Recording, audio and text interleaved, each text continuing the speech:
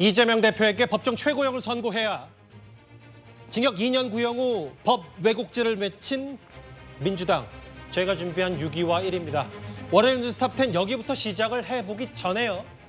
조금 전에 용산 대통령실로부터 들어온 속보부터 먼저 전해진 소식부터 짚어봐야 될 것 같습니다. 윤석열 대통령과 한동훈 대표가 내일 만나는 만찬 자리가 꽤 주목을 받았었는데요. 잠시만요. 대통령실 조금 전 입장은 이렇습니다. 한동훈 대표가 윤석열 대통령에게 독대를 요청했고 그 전까지 대통령실은 상황을 보겠다. 그게 저희 뉴스탑10 시작 전에 알려왔던 정도까지였습니다. 그런데 용산 대통령실의 공식 입장은 내일 대통령과 한동훈 대표의 독대는 없다. 별도로 협의를 해야 된다라고 했습니다. 또 볼까요? 꼭 반드시 내일 독대를 해야 성사되는 건 아니다.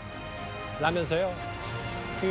한동훈 대표의 독대 요청을 보신 그대로 사실상 거부한 셈입니다.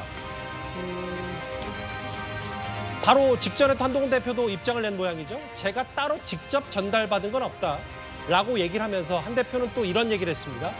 이번 내일 저녁이 어렵다면 조속한 시일 내에 만나야 한다.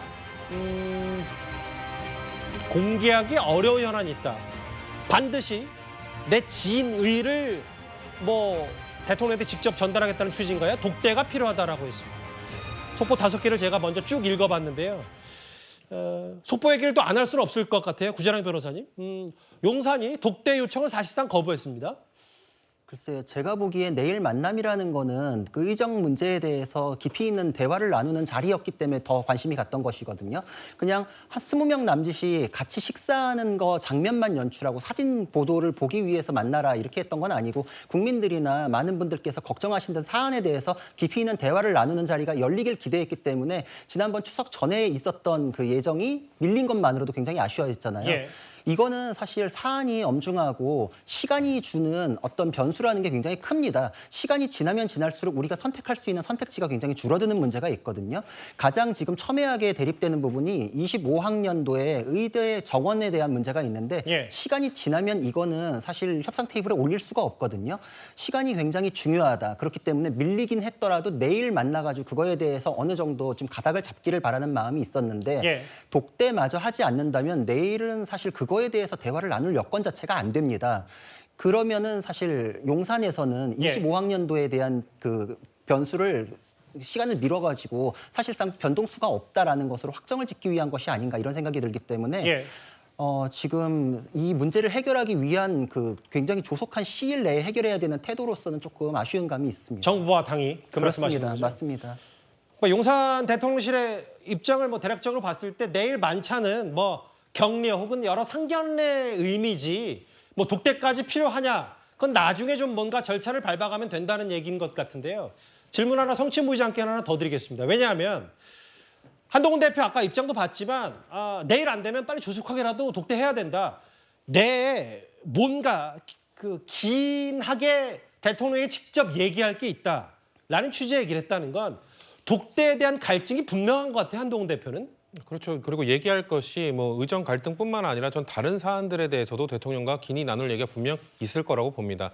시급을 다투는 문제는 아니라 하더라도 특검법과 관련된 것이든 어떤 법이든 뭔가 지금 정쟁으로 좀 막혀 있는 법안들에 대해서 분명 한동훈 대표는 윤석열 대통령과 좀 이야기를 나누고 싶어하는 부분이 분명 있을 거라고 보거든요. 말씀 끊어서 죄송합니다만 예를 들면 김건희 여사 사과 문제라든지 네, 사과나 특검이나 어떻게 그거를 풀어나갈 것인지에 대한 얘기가 분명 독대를 통해서 진행하고 싶은 욕심이 있을 겁니다. 근데 저는 이게 독대를 요청했다는 것이 공개되었을 때 사실상 이 불발은 예견된 것이었다. 예.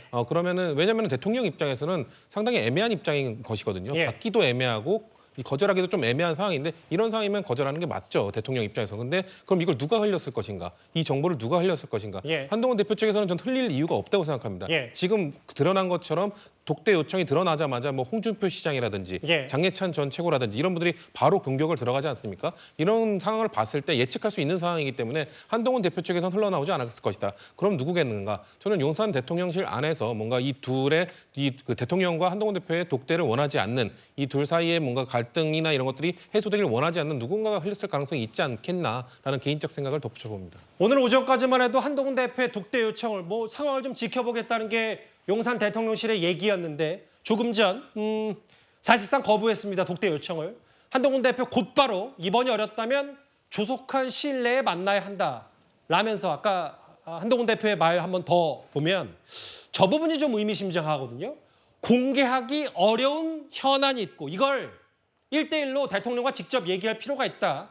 한 대표가 이걸 언론에 얘기했기 때문에 알겠습니다. 일단 속보로 만나봤고요. 저희가 저 부분 독대를 사실상 거부한 용산 얘기는 저희가 뒷부분에 또 뉴스탑 10 뒷부분에 차분히 준비를 해놨으니까요. 그때 가서 좀 더 심도 있는 대화를 나눠보도록 하겠습니다.